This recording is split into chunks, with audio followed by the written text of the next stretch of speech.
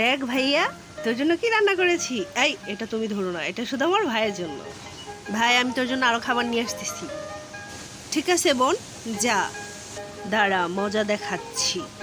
এগুলো ভাইয়ের জন্য না। দাঁড়া, দেখ কি করি এখন। এই টিস্যুটা এভাবে ঝাড়ি। কি মিশালো আমার ভাইয়ের খাবারে? দাঁড়া, এগুলো তুমি খাও, আমার ভাই এটা খাবে না। না না না, এটা আমার শালা ভবুই খাক। না, বলছি না, তুমি খাও। আচ্ছা, ঠিক আছে।